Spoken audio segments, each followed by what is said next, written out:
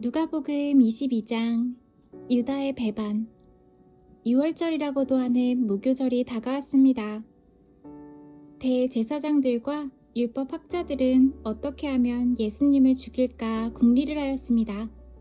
이는 그들이 사람들을 두려워하였기 때문입니다. 사탄이 12제자 중 하나인 가룟이라고 하는 유다에게로 들어갔습니다. 유다가 대제사장과 성전 수비대장에게 가서 예수님을 그들에게 어떻게 넘겨줄지를 의논하였습니다. 그들은 기뻐하면서 유다에게 돈을 주겠다고 약속했습니다. 유다도 찬성하고 사람들이 없을 때에 예수님을 그들에게 넘겨줄 적당한 기회를 찾았습니다. 6월절 준비. 6월절 양을 희생제물로 바치는 무교절이 되었습니다. 예수님께서 베드로와 요한을 보내면서 말씀하셨습니다. 가서 우리가 먹을 수 있도록 6월절을 준비하여라. 이들이 예수님께 물었습니다. 어디에 준비하길 원하십니까? 예수님께서 제자들에게 말씀하셨습니다. 보아라, 도시에 들어가면 물 항아리를 가지고 가는 사람을 만날 것이다. 그를 따라 그가 들어가는 집으로 들어가거라. 그리고 집주인에게 말하여라. 선생님께서 내 제자들과 함께 6월절 음식을 먹을 방이 어디냐고 물으셨습니다. 그러면 그 사람이 위층에 있는 정돈된 큰 방을 보여줄 것이다. 거기서 6월절을 준비하여라. 베드로와 요한이 가보니 모든 것이 예수님께서 말씀하신 그대로였습니다. 그들은 그곳에서 6월절을 준비하였습니다. 마지막 만찬. 때가 되어 예수님께서 식사 자리에 앉으셨습니다.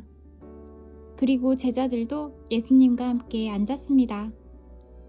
예수님께서 제자들에게 말씀하셨습니다. 내가 고난을 받기 전에 너희와 함께 이 6월절 음식을 먹기를 간절히 바랐다. 내가 너희에게 말한다. 6월절이 하나님 나라에서 이루어질 때까지 다시는 6월절 식사를 하지 않겠다. 예수님께서 잔을 받아서 감사 기도를 드리고 말씀하셨습니다. 이 잔을 받아 너희들끼리 나누어 마셔라. 내가 너희에게 말한다. 하나님 나라가 올 때까지 포도 열매에서 난 것을 이후로는 마시지 않을 것이다. 그리고 예수님께서 빵을 들고 감사 기도를 드렸습니다. 그리고 떼어서 제자들에게 주시며 말씀하셨습니다. 이것은 내가 너희에게 주는 내 몸이다. 이것을 행하여 나를 기념하여라.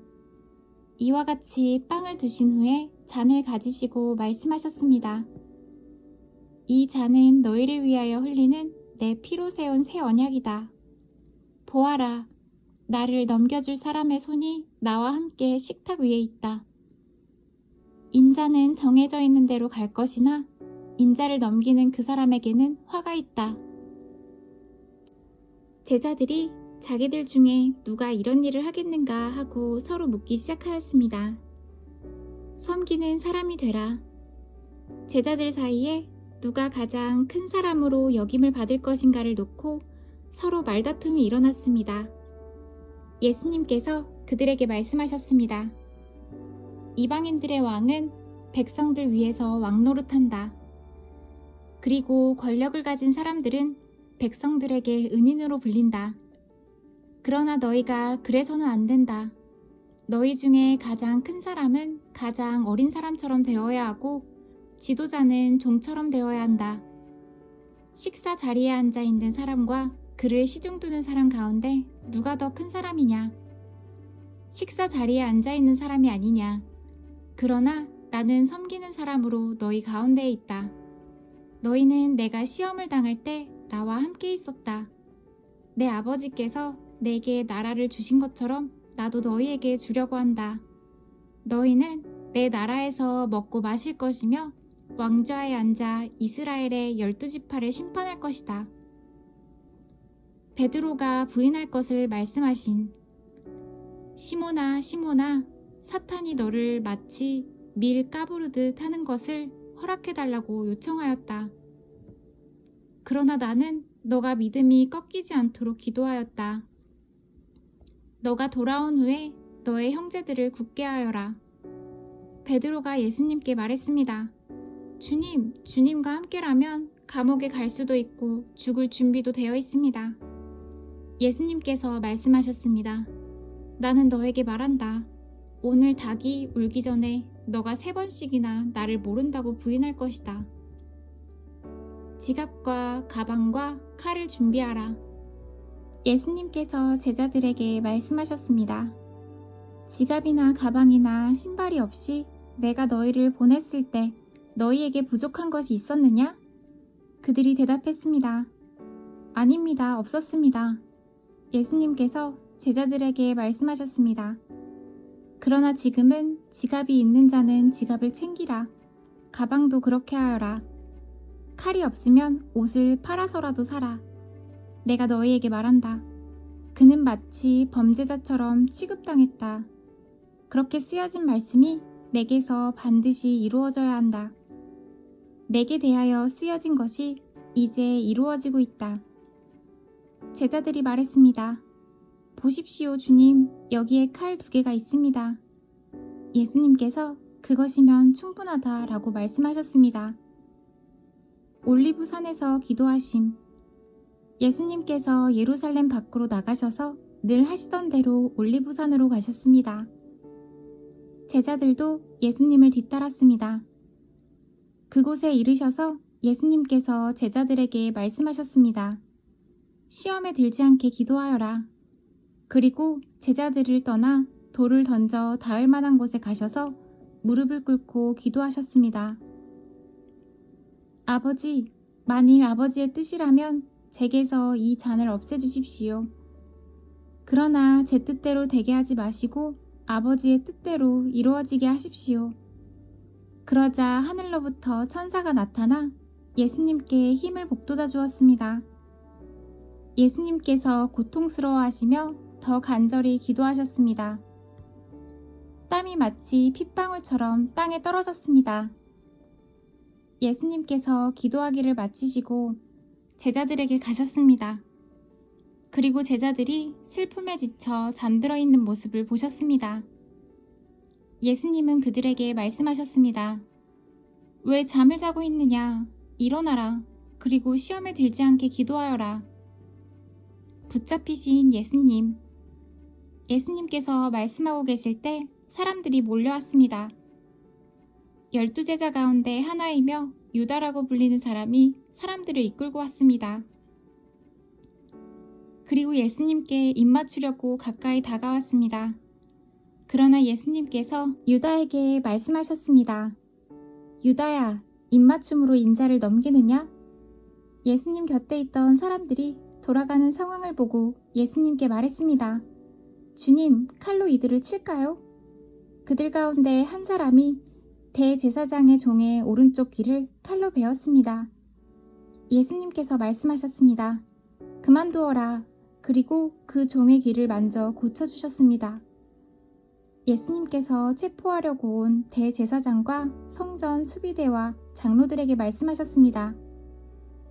강도를 잡듯이 칼과 몽둥이를 가지고 왔느냐? 내가 매일 성전에서 너희와 함께 있었다.